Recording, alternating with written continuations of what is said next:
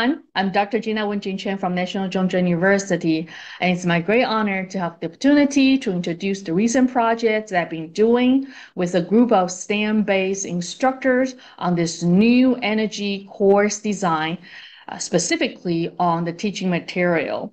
So the presentation today is titled Restructuring Interdisciplinary Teaching Material from a non-STEM perspective, crossing over to STEM-based course design. And during this project, initially, we're wondering about our roles. Why were we invited to join the team? Well, number one, our expertise is definitely not on science. I personally am an education person, and also the departments I'm serving is actually a teaching program. So when we were initially invited, we're trying to figure out our roles, how we can really contribute to help this group of STEM-based, STEM science experts prepare for their teaching material. And then we realized that after reviewing the draft of the PowerPoint slides, which will serve as the core material, the core content of the new energy course,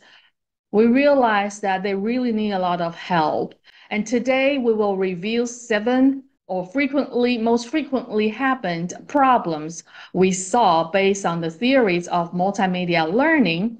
And then we actually turned something that's mainly designed for science majors or STEM-based majors, and then help non-STEM majors to join this course and also facilitate their comprehension during the course instruction.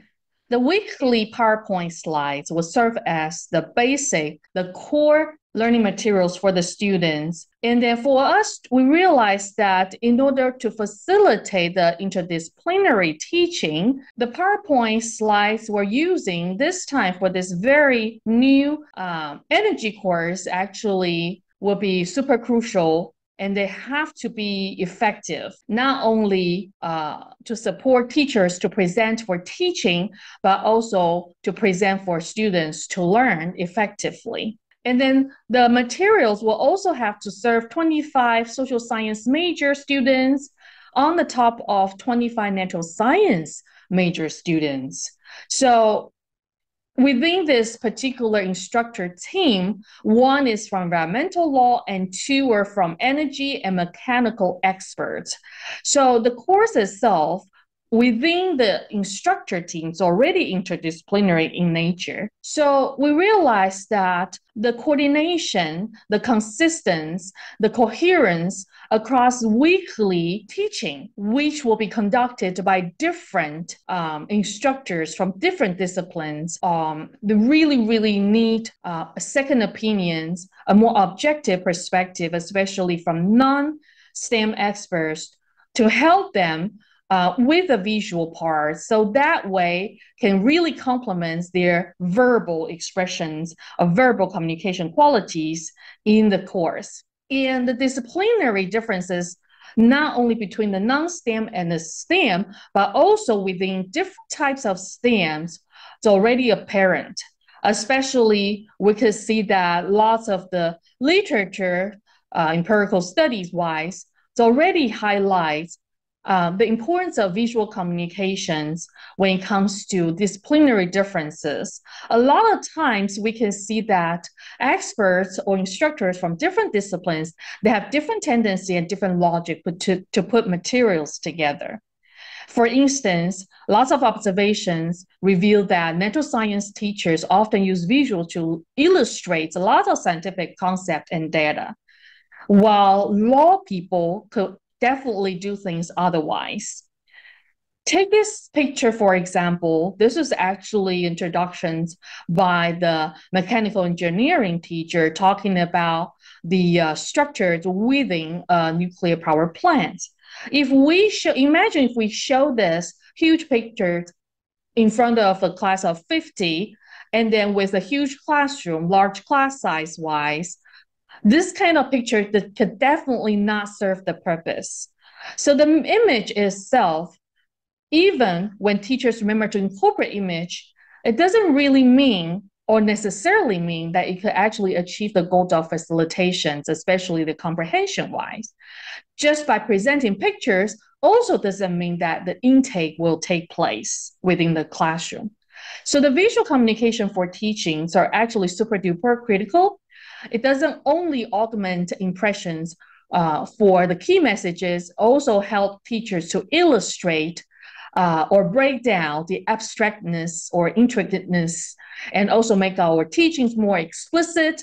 And most importantly, in the case of the previous picture that I show, we really have to help students by directing their attentions to different parts of the nuclear power plants. So that way they can see better and understand well. So all this kind of know-how can be reinforced by different tools. So during the process of material modification, we also educate instructors to make conscious decisions on choosing presentation tools, sometimes more animated, sometimes a little bit post-productions will be needed to really help them present better cognitive schema for the students and also allow them to accommodate linear as well as non-linear types of learning. And then all different kinds of tools tend to have different kinds of attributes they should be aware of. And then by demonstrating different ways to prepare materials with different logics and also present them the interdisciplinary differences among themselves, already being an eye-opening experience for them. We just mentioned about the multimedia learning theory by Mayer. And the first thing regarding how humans process information is that when we are exposed to information, especially complicated ones, just presenting the words itself sometimes don't really suffice. Basically, if we can present either sounds, image materials, and also compose them with text, this kind of dual channels allowing audience, aka students in this particular course, can really process with dual channels, eyes and ears all together. Also, accommodate humans' limited capacity in terms of the short-term versus long-term memory, and also activate students' active processing. So that way they can be curious about the topics, curious about the new knowledge under the idea of new energy for better cause. And this know-how that we teach or we educate STEM experts teams who are the instructor for this course includes information processing, how they're supposed to help students identify keywords on their slides, how they're supposed to build a cognitive schema by connecting dots for the students, and also by sometimes breaking down the complicated information for the students into a linear or nonlinear sequences. And then last but not least, lots of visual coding are supposed to be aware of. So just to put the theory into practice, now we're coming back to this picture. We can see this picture in front of 50 students in a large classroom. Doesn't really follow much of the eye flow, doesn't really have much of the visual coding per se. And then look at this one from environmental law teacher, all text and very, very dry material information regarding the new energy regulations from the government. This type of material just simply don't work. My four wonderful teaching assistants helping me working together to facilitate the material modification for these three teachers with their respective TAs. We comply with the 12 principles by Mayer, and then we also mentioned about the visual coding, which is supposed to direct students' attention by the eye flow that was part of the built-in since the beginning of our schooling. We respect visual hierarchy to really help students identify the most important, secondary important, all the way to the least important information. We build attention route on the slides. We show them sequence of different occurrences of phenomena and also cause effect, and also the importance of some knowledge under the idea of new energy. So now we want to put the theory into practice, going back to Mayer's multimedia learning theory with respect of humans' limited capacity in terms of the short-term memory.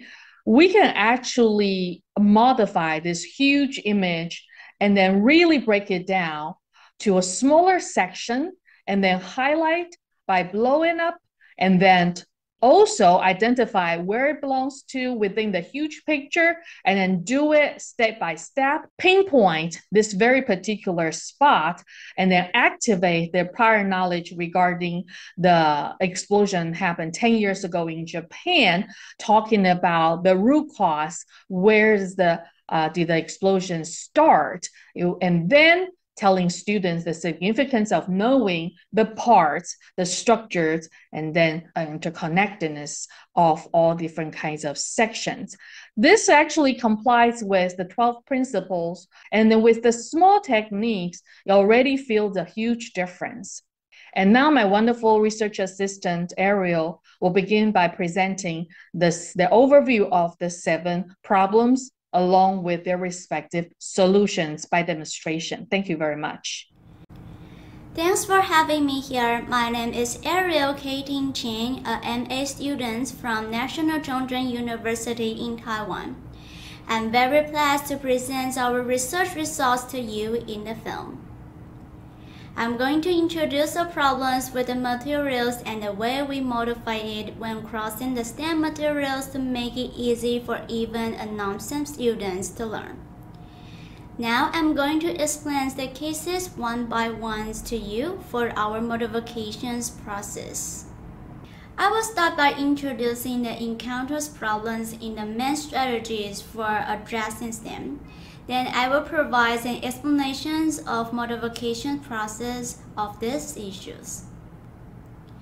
Throughout the process of crossing over the materials, we identify 7 problems in instructional material design, which include unclear objectives, missing coherence, unvisualized message, conflicting logic or items, lack of practicality, language inconsistency, and information implicitness.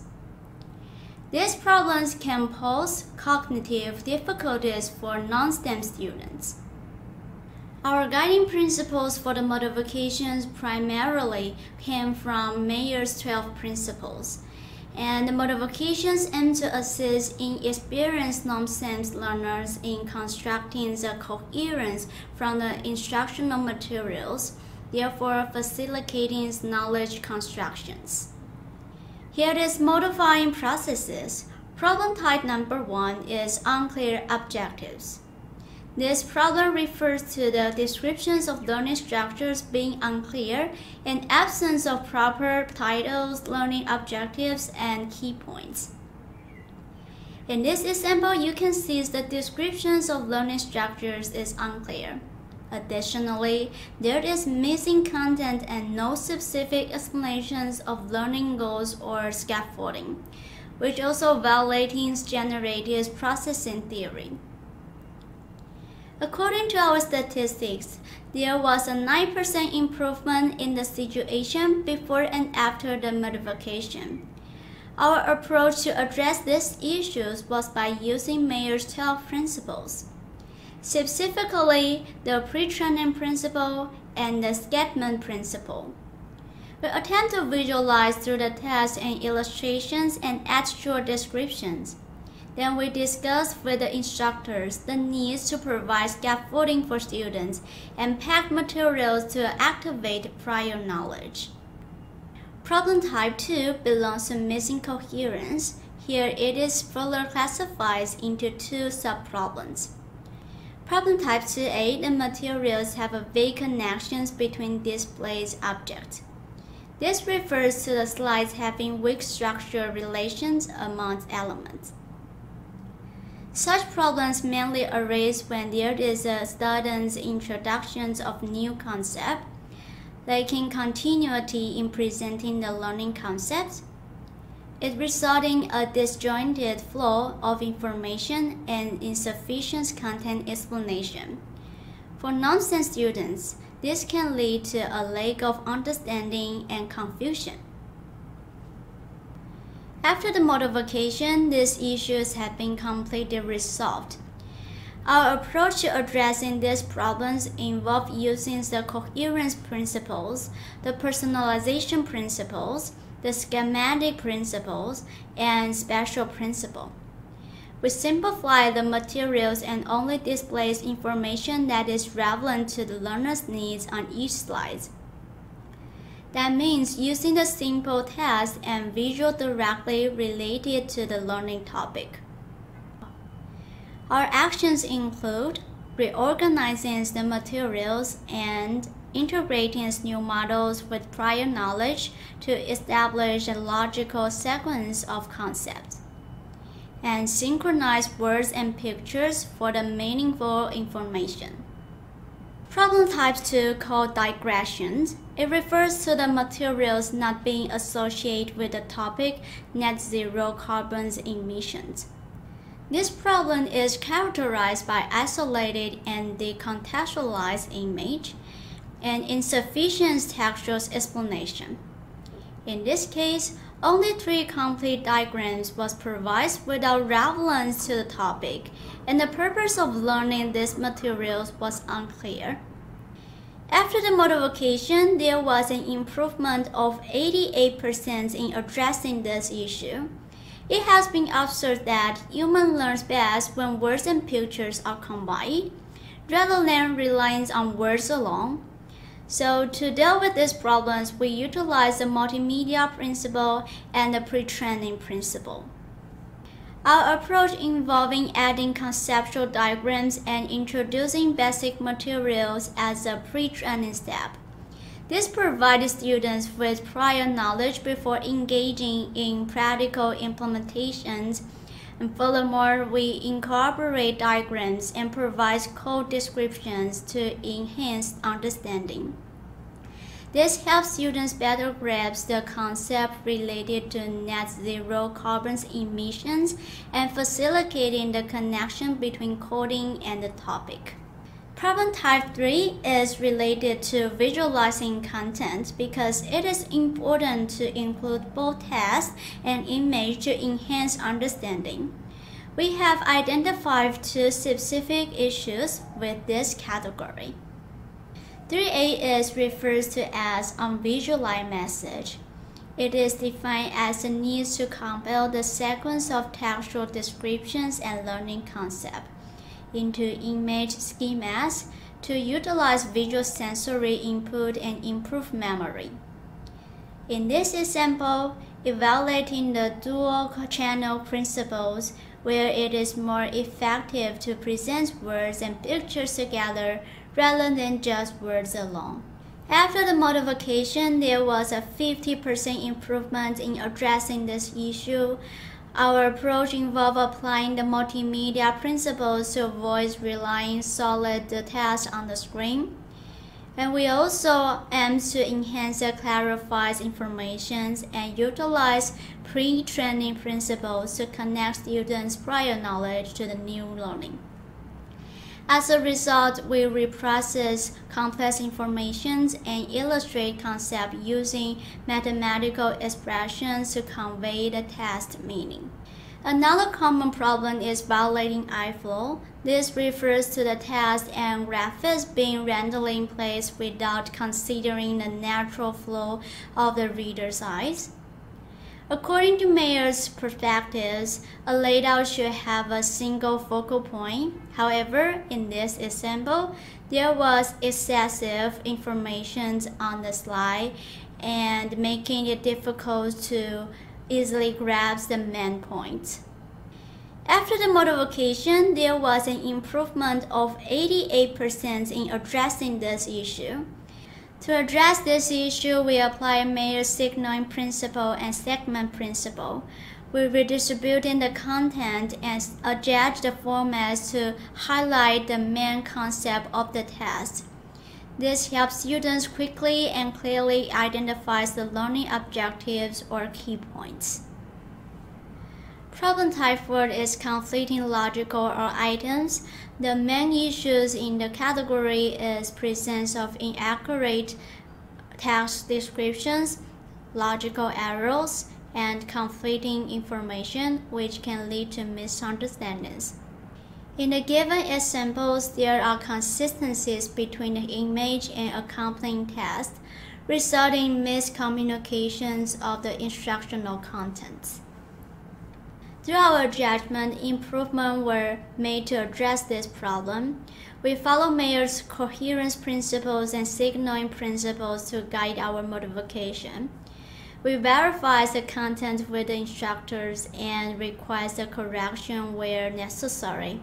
Moreover, we highlighted the area that require attention to ensure that students are aware of the key points they need to focus on. Problem type 5 is lack of practicality. It refers to the presence of meaningless information with complex background theorist knowledge, which fails to generate personal meanings for the learners. In this given example, the slides presents per emissions in numerical form, but it lacks an appearance learning purpose. Besides, the excessive focus on theoretical essence make it difficult for students to connect the information to their own life experiences, resulting failure engage with the message. Through our judgment, significant improvements were made to address this issue. We follow the escapement principle, which suggests breaking down the learning points into smaller or more manageable chunks. We also apply the modality principle, aiming to avoid overwhelming learners with an excessive test.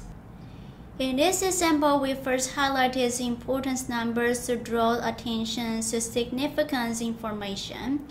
Then we integrated text, graphics, and narration to support the learning goals. For more challenging theories or supplementary information, we provide additional resources, references, or news to help students connect with unfamiliar concepts or techniques in the QR code. Problem type 6 is language inconsistency. It refers to the issues of instructional language switching randomly between Chinese and English, along with the broad use of terminology without timely translation.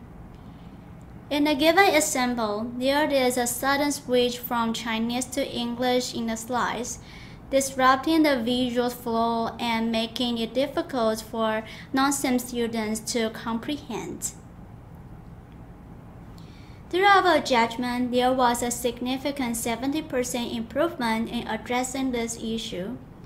In addition to applying the coherence principle, we also utilize the special contiguity principle. This involves keeping all the related text and graphics close together on the slides, making it easier for learners to understand the relationship between the text and graphics. To solve the problems of language inconsistency, we translated the English versions of the slides into Chinese to ensure the consistency throughout the materials. Furthermore, we rearranged the content into an F-patterns I-flow, with text positions on the left and graphics on the right. It allows for smoother readings and comprehensions of the text. Problem type 7 is information implicitness. It refers to the insufficient explanations of specific words or graphic, which leads to incomprehensibilities or misunderstanding. This is considered the most severe amongst of the 7 problem types. In the given example, the concept conveys the slide is not single and clear. There is a lack of sufficient supplementary instructions, and the slides presents multiple concepts without providing detailed explanation. making it difficult for students to grasp the intended meanings, and the excessive amount of information violated the limited capacity theory. Through our judgment, there was significant 74% improvement in addressing this issue. Following Mayer's principle, we employed the redundant principles to provide redundant information that can aid learners in understanding. Additionally, we applied the personalization principles to keep the message simple and casual, and creating a comfortable learning environment. We avoid using overly professional tests or long, complex words. Our judgment includes supplementing prerequisite knowledge and using questions to interact with the audience and content. We also add labeling to narrow down the scope of learning and clarify the learning objectives. The modifications aim to enhance comprehension by providing clear guidance and highlighting the key points. Based on our statistics, it is evident that information implicitness is the most severe problem, followed by others identified issues such as lack of objectives and incongruity. Through cross-disciplinary classifications and co-productions, all problem types were significantly reduced. In our modifications of cross-disciplinary teaching material, we focus on visualizing the test displays to follow I-flow patterns, such as Z patterns and F patterns, to create a more harmonious visual experience and reduce the cognitive burden.